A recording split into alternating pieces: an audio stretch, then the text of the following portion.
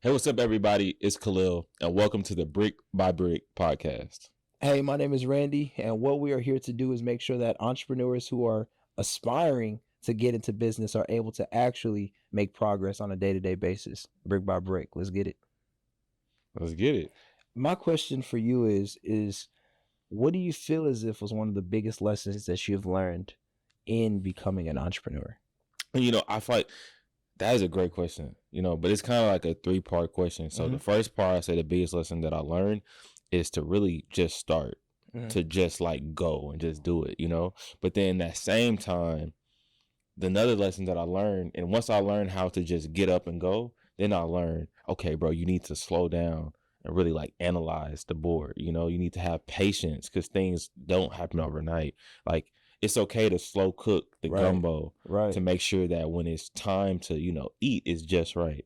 And then number three is you can avoid a lot of heartaches by literally just finding somebody who's done it already. So that could be either like a mentor or even paying for somebody information to give you the information. So it's kind of like either the famous things that I hear a lot is you either pay in two ways. Either you paying your time or you paying your money.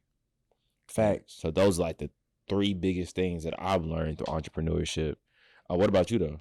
I would say the biggest thing that I've learned is the ability to focus, right? And the reason I'm saying this is because a lot of the lessons I learned was out of me starting, stopping, starting, stopping. So now I have more stories to tell other people in regards to my life in its entirety. But in terms of entrepreneurship, I'm like, well, I was in business like 7 months. Then I went, got a job. Then I went overseas for the military. Then I came back and said, I want to do entrepreneurship. I'm selling other people's products. So it's like now I'm really in the season where like, no. Like I'm genuinely building a business from contract to close. From like that first conversation to me actually getting paid, and I think that the reason you look to focus on what it is that you're striving to do is so that it can actually compound. So, but how do you even get to the point where you can build a business to contract to close? It's product market fit. Nah, I'm not gonna say that. It's not product market fit. But I mean, technically it could be. But I would say that it's a matter of what is something that you can fulfill. Because like, let's not overcomplicate this. It's a matter of what skills have you acquired, or what ability, or what service essentially are you able to offer someone else that they're willing to give you money for. So I got certified in real estate so that I can put my name on a contract to get paid. Okay, so you see what I'm saying? Okay, so let's say I'm a beginning entrepreneur. Yeah. And that same thing you're saying. So I just need to go find something that I'm good at, or I need to find something that I'm interested in. What's gonna pay you? Because let's be honest. Am I passionate about real estate? Sometimes. Right? I'm not gonna sit here and be like, man, I just love real estate so much. Sometimes, yes. Other times, I'm like, bro, this I just got hung up on. Low-key just got cussed out. Just had a 20-minute conversation with this woman who has no intention of doing business with me. Like, what? It's some of the ebbs and flows of the business. It's the name of the game. So I would say just look for whatever it is that you may be able to do or perform at a high level and do that. Let's not overcomplicate it. That's my opinion. At least that's my perspective. Because you say go do what you're passionate about because, yeah, you only have one life. But you also say, man, I want to make some money. But what about this? What if the thing that you think you're passionate about, you're only passionate about it because it's easy for you right now? Somebody may not be passionate about sales, but they want to make money in business. so now what? Yeah. Real talk. So I just think, hey, look, do what you can to get paid ethically, morally, and legally. I mean, that's how you should do business, ethically, morally, and legally. Because your character's on the line. Always. Facts. Because people will look at you like if you make one mistake or if you do something that is out of character, that goes on your business, It does. And it blemishes your business. Even if it's like some personal stuff going on, whatever, everybody always looks at it as like business is business. Man, I think that's a big one too, though. And just talking about brick by brick, I just think it's major. Said business is business, because you might be a great person, but the terms of the contract, somebody may not like the terms and don't agree to it. So you might be a great person, but I don't like the terms, so I'm not signing the contract. Or no, I want to terminate the man. People talk about brick by brick. Over the last couple of months, you ever lose $1 million client? I haven't lost $1 million. I'm talking about. Client says, "Nah, terminate the agreement." You just put your hand on your forehead like this and just contemplate. No, what can we do to do business with you? Nah, terminate the contract, bro. Your character will grow. Yeah, by fire or by force. Everything is character development in business, and I definitely say that even comes into thing is that as me growing in business, I'm becoming a better person. Right. Simply because of the fact that I am in business. Yes. Like it holds you more accountable. Yes. It makes you have to wake up early. Yes. I can't do this because I have to be ready for this. So now I'm looking at this way, all because of business. So I would say, let's segue into more so, which we didn't get into, is like, who are you? My name is Randy Mbuge. I'm fortunate enough to be a Houston real estate agent, international keynote speaker, and a published author. And I do have a lot of accreditations in regards to the IT world. So we're just continuing to level up and let's run it up. Okay, dope. My name is Khalil Martin. I'm the owner and founder of Collab Social and Collab Media. So Collab Media is a creative marketing agency that focuses on 3 things. 1, we help tell your story. 2, we make amazing content. And then number 3, we're data focused. So we want to make sure that everything has a purpose and it gives you the results you need. And then Collab Social is a creative membership community that is housed in a 4,000 square foot building where we have podcast rooms. We have 2,400 square foot natural light studios. We have co-working spaces. This is the place where you come this is a place where you come if you're a creative, where you can have resources, connections, and network, but then also you can literally call it home. You can basically stay here 24/7. Facts. So yeah, they're gonna be here 24/7. Get after it. Getting after it. What I mean to tell you, when we were building it, we were in here 24/7. Oh, for real. I was staying here till 4 a.m., 5 a.m. All I could survive on was an In-N-Out burger.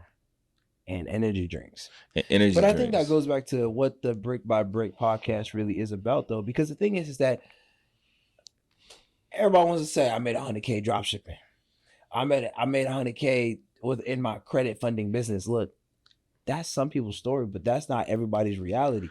The Brick by Brick, I think, mantra is to say that like it's literally step by step. It's literally like sacrifice after sacrifice if this is the route you want to take. But the reality is, even if you say that you want to go work for a large company, it's not like, oh, I just graduated college and resume.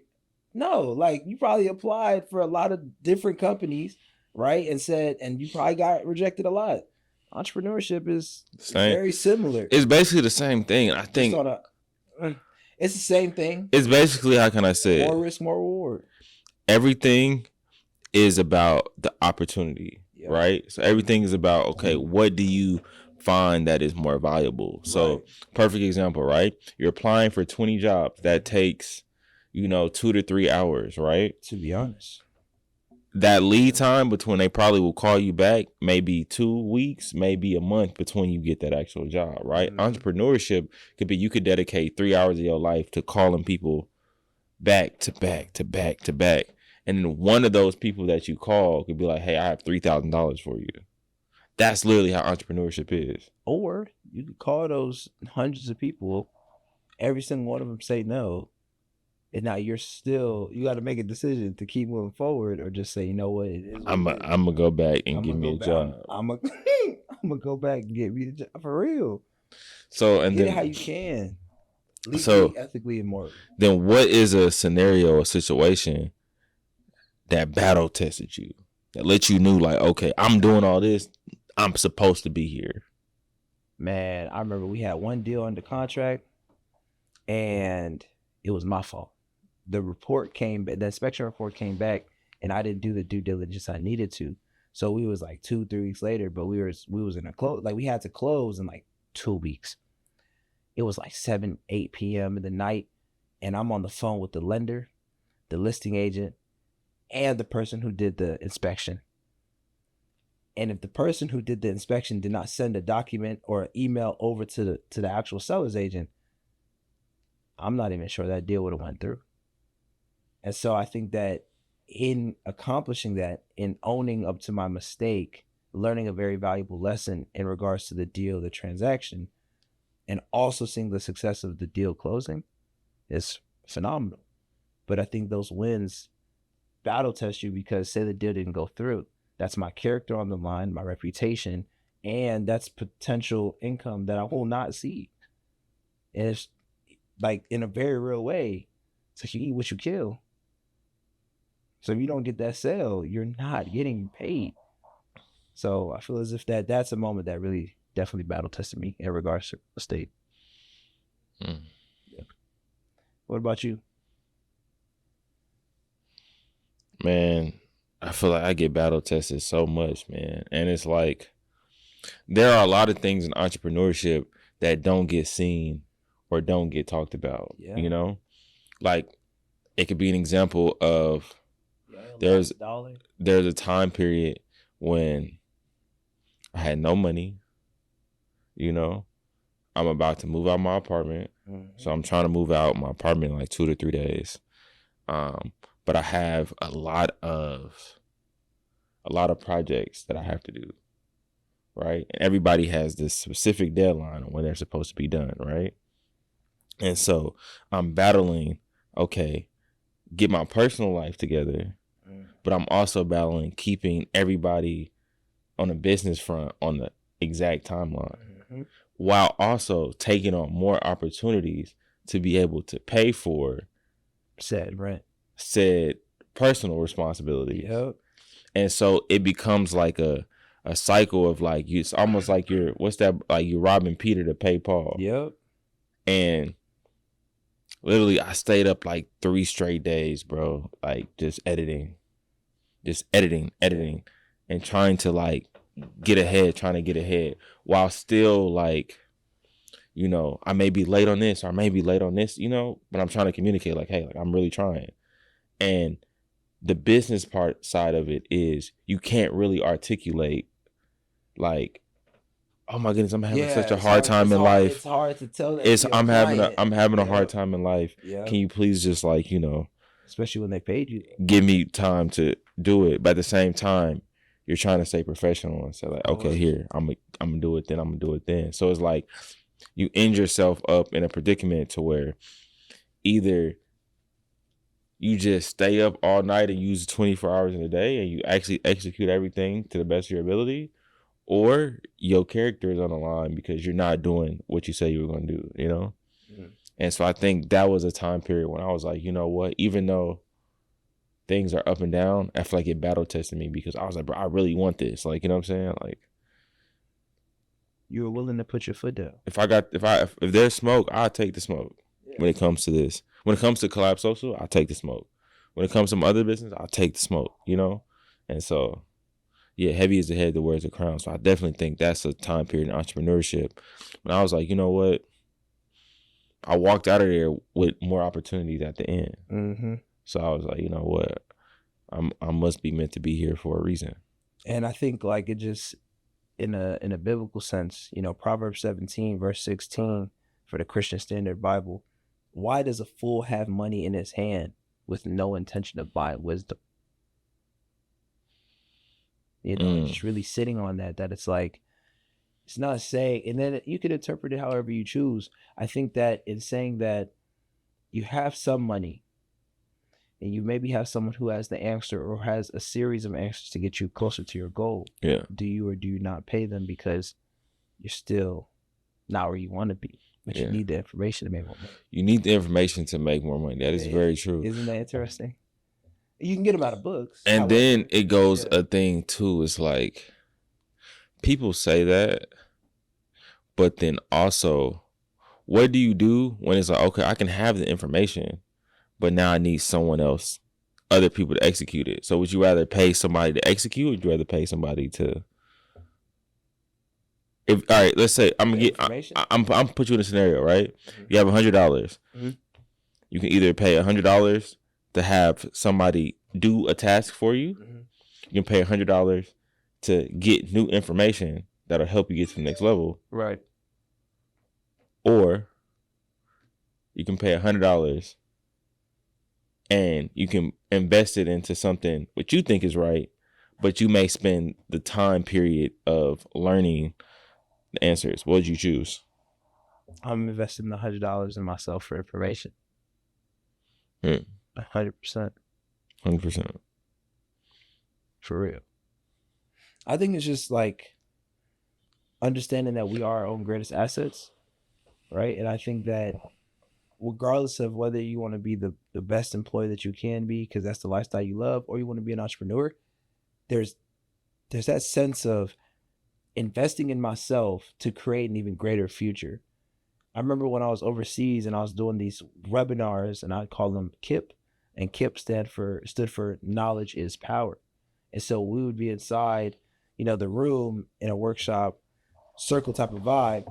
And so by doing that, we were then able to continue growing within that environment, but we're also able to kind of like create new experiences, for what it is that we're looking to do.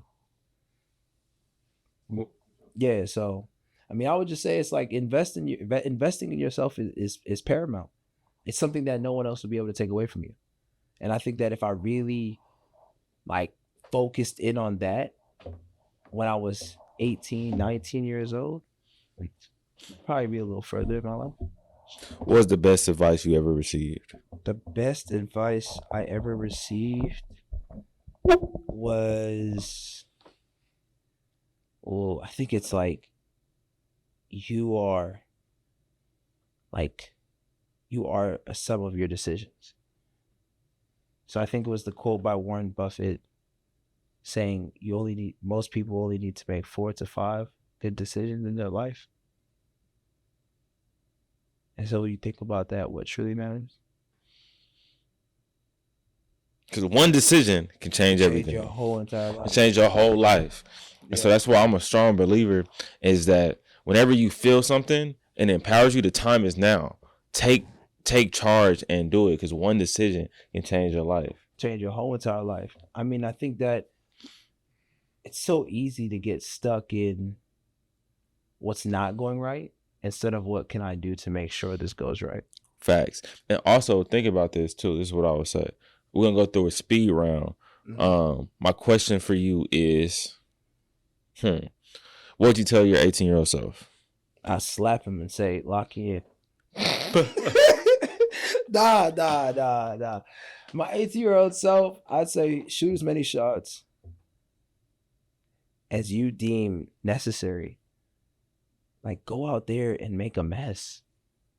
Like, truly, like, don't be, go out there. What?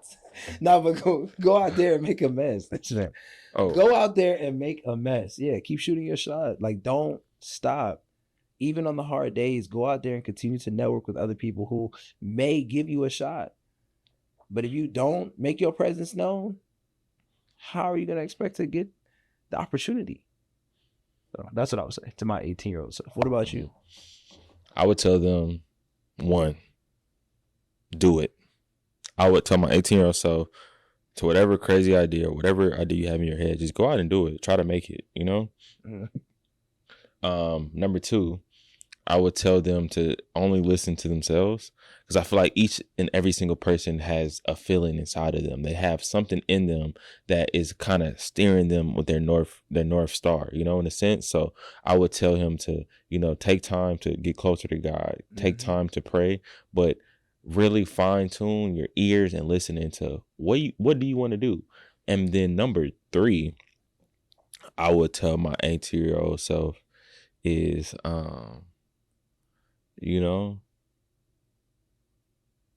talk to people, network, Fact. You never know who you're going to meet that can propel you to the next level. That's it. Like, you never know who could give you that life-changing piece of advice. You never know who could put you in certain rooms that you've never even dreamed of. Yeah, and I mean, I'm definitely somebody who I keep meeting people, and I'm like, man, these are some dope people. And it's almost like God places you exactly where you need to be along your journey. You just got to keep that faith and hold on, because as you're building brick by brick, it's just a matter of time before you take some steps back and you realize you built the house. That's it. I agree. That's time to lock in. It's time to lock in. And so if you're watching this podcast, all this is just an invitation. All this is just a calling. All this is just a message to you to tell you to focus in, lock in, because you will build it brick by brick. That's it. Commit to the process. You owe it to yourself. That's at least what I believe. And I believe that philosophy has been serving me right. So don't sell yourself short. Whether that's you saying you want to be an employee or an entrepreneur. But also be but also be mindful of the work that you've put in over a long enough period of time. And so I just want to say thank you for watching this podcast. We will be having special guests. We will have gems and knowledge that will continue to be given to you. So we hope this was of knowledge, of value to you. And I can't wait till you tune in next time to the Brick by Brick podcast.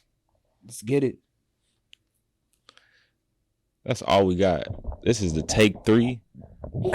Man. But listen, this is what I want to say while the camera's rolling. OVO.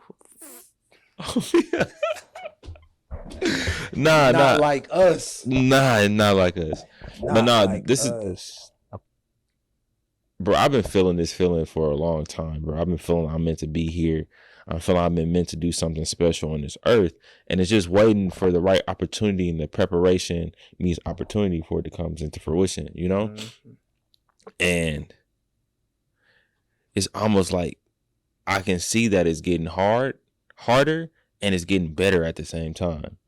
Like, imagine you have to crawl down to the very pit. Like, you have to stroll through the trenches just to be able to get to the steps to go up. And it's almost the same way if you look at the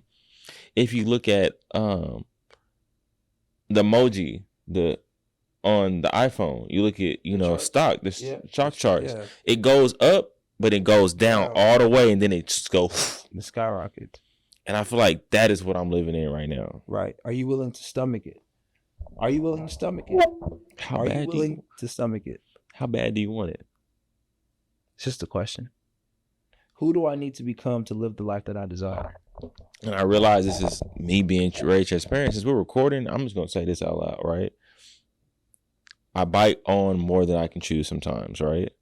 I take on a lot of responsibility because I feel like I can do everything and anything. I don't tell myself there's a no. So sometimes I don't do everything I need to do. But at the same time, I see the person that I need to be. I need to be the person that can put the pieces to the puzzle together in a way that everything can still get done. I need to be focused, dedicated. I need to wake up early, use a full day. Okay. Those are certain things I need to do to be the person that I need to be. And I see it, it's clear as day. And I definitely think that, like, it's a process, a journey, and the time is now. It's showtime. It's showtime. By the way, I'm going to say this on the camera. This probably won't even get recorded. This probably won't even make it on the internet. But I'm on a quest to raise $1 million for Collab Social. If you support Collab Social, we're on a quest to raise $1 million. If you believe that you can add value to us, please reach out, because we're raising $1 million for Collab Social, and we're going to take the world by storm. Collab Social.